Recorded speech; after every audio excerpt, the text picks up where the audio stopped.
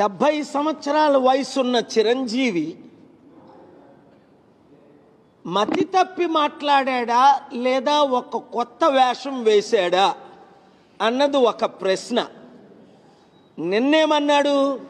నేను రాజకీయాలకి దూరంగా ఉంటున్నాను, ఇంకా లైఫ్లో ఏ పార్టీలో ఉండను. మొన్నేమన్నాడు? ప్రజారాజ్యమే జనసేనగా ఆవిర్భవించింది. అటు మొన్నేమన్నాడు? నేను బ్రతికున్నంత వరకు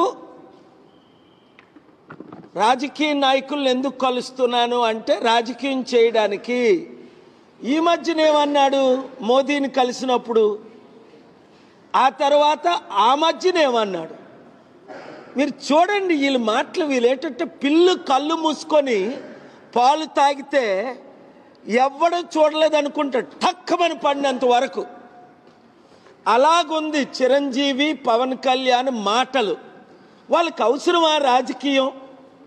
ప్రజారాజ్యం పెట్టినప్పుడే 2008లో అన్నాను, ఇది కాంగ్రెస్ బి పార్టీ, ప్రజారాజ్యం కాంగ్రెస్లో చేర్చేస్తారు, మనందరినీ మోసం చేస్తారు అన్నాను.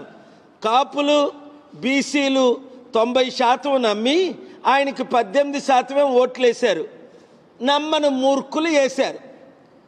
2011లో ప్రజారాజ్యం హోల్సేల్గా Pawan Kalyan youth president, Chiranjeevi president, Allu Aravind, ఈ నాగబాబు ప్యాకేజ్ స్టార్లు అందరూ కాంగ్రెస్లో కలిసిపోయారు. అప్పుడు కాంగ్రెస్ అధికారంలో ఉంటే అప్పుడే నేనేం చెప్పాను, మరలా పవన్ కళ్యాణ్ పార్టీ పెట్టినప్పుడు పవన్ కళ్యాణ్ చిరంజీవి వీళ్ళంతా బీజేపీలో చేరుతారు, అధికారంలోకి వస్తే బీజేపీకి ప్యాకేజీలుగా అమ్మేస్తారు అన్నానా లేదా? ఒకసారి కాదు, 100 సార్లు కాదు, రోజు అంటున్నాను. ఏమైంది?